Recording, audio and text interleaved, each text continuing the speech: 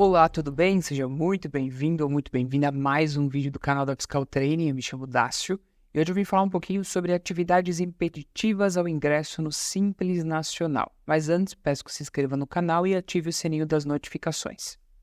Bom, pessoal, o Simples Nacional normalmente é a porta de entrada de todos os empresários, de todos os empreendedores, a depender, lógico, da realidade de cada negócio.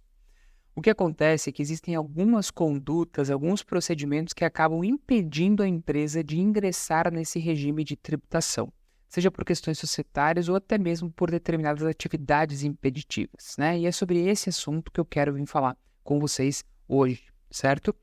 Pessoal, existem dois anexos dentro da Resolução CGCN 140 de 2018, mais precisamente o anexo 6 e 7, que trazem para nós uma lista de quinais que são impeditivos ao Simples Nacional. Depois eu vou abrir eles aqui para vocês entenderem do que eu estou falando. Mas o que é importante? Antes de fazer um planejamento, antes de você falar para o seu cliente, para o seu contato, enfim, que a empresa pode optar pelo Simples Nacional, você tem que identificar se de repente aquela atividade não é impeditiva. Você não pode, de repente, optar pelo Simples Nacional, certo? Bom, vamos na legislação agora verificar como esse assunto ele é tratado, certo?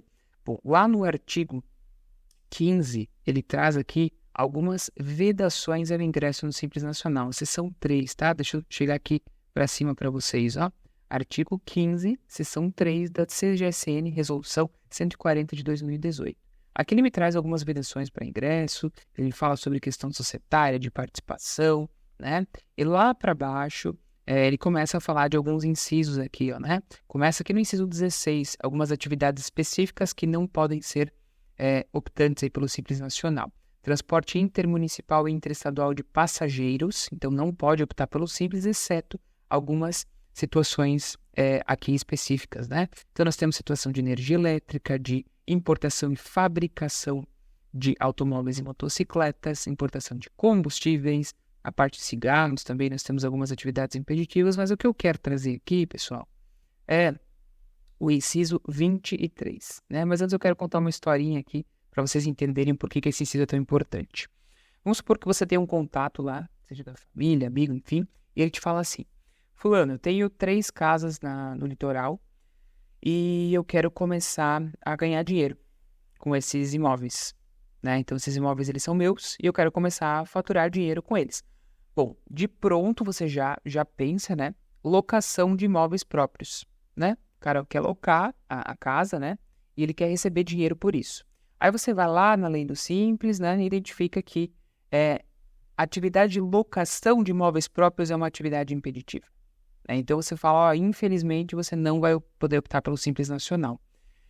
Porque locação de imóveis próprios é atividade impeditiva. Ele falou assim, uma pena, porque eu queria muito oferecer uma experiência para o meu cliente, Eu queria oferecer um tipo de hospedagem, um Airbnb, short stay, que a gente chama, que a gente ouve muito falar, E aí você pensa, poxa, mas espera aí, será que não existe aí uma lacuna nessa legislação que eu posso estar enquadrando ele como simples?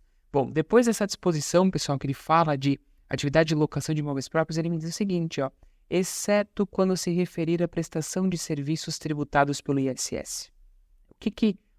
Por que essa disposição é tão importante? Porque lá na Lei 116, que é a lei do ISS, nós temos um código de serviço que é hospedagem de qualquer natureza em hotéis, a parte de serviços condominiais, flat, enfim, toda a parte de hospedagem, Então, eu acabo transferindo essa atividade de locação de imóveis próprios para um serviço de hospedagem, o que acaba sendo uma atividade permitida e o seu cliente, enfim, esse contato pode optar pelo Simples Nacional, Então, tem muitas variáveis aqui que nós temos que entender para identificar se de fato, aquele cliente, aquela empresa, não pode ser optante pelo Simples Nacional, Então, dentro do anexo 6 e 7, nós temos aqui a relação de quinais, que são impeditivas. Então, fabricação de cigarros, de cigarrilhas e charutos, filtros para cigarros, pólvora, tudo isso daqui, dentro da CGSN 140, você vai identificar. Atividades financeiras, banco comercial, banco múltiplo, caixa econômica, tudo isso não pode ser optante pelo Simples Nacional. Holding de instituição financeira, outras sociedades de participação, exceto holdings. Então, aqui eu tenho todos os casos possíveis de atividades impeditivas. E ainda, pessoal, no anexo 7, eu tenho atividades que abrangem concomitantemente impeditiva e permitida, né?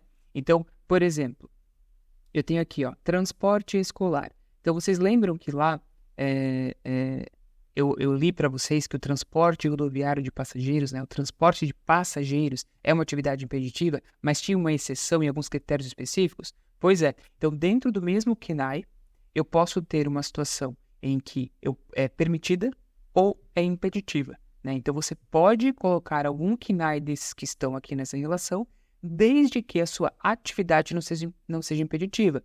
Por quê? Porque a resolução CGSN 140, ela trata da descrição da atividade, não necessariamente do KNAI. Então, pode haver KNAI que é tanto impeditivo quanto permitido, né? Então, de forma concomitante aí, né? Dácio, o que acontece se eu acabar colocando uma atividade impeditiva, né? Lá no artigo 31 da Lei Complementar 123 de 2006, nós temos as previsões de exclusão de ofício, né? E o momento em que essas exclusões começam a viger, né? Se você acaba incluindo uma atividade impeditiva, a partir do mês subsequente à realização daquele processo, né, do impedimento, você acaba aí sendo excluído de ofício e tendo que optar pelo Simples Nacional, né? É importante que você comunique à Receita Federal que você incluiu essa atividade impeditiva. Caso contrário, caso você não realize a exclusão por comunicação, você será excluído de ofício, certo? Então, ponto importante aqui em relação às atividades impeditivas, né? Existe uma relação de KNAIs de atividade impeditiva para facilitar a sua consulta, mas também existe uma relação de KNAIs de forma concomitante, permitidas e impeditivas, né? Para a gente observar.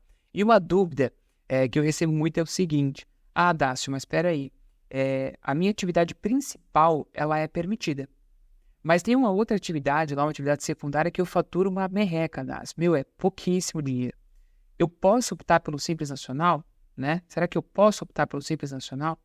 E a resposta, pessoal, é não. Você não pode. A preponderância não é fator que determina a possibilidade de permanência no regime simplificado, ainda que a atividade não possua relevância ao negócio. Não será permitida a opção pelo regime simplificado, tá? Então, infelizmente, ainda que a sua atividade impeditiva não seja a principal, você não vai poder optar por este regime de tributação.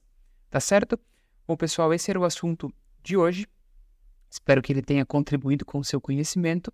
Eu te espero no próximo vídeo. Te agradeço por ter assistido esse vídeo até o final. Aproveita para se inscrever, para deixar seu comentário, para deixar aquele like e nos seguir também lá no Instagram em @fiscaltraining. Te espero lá.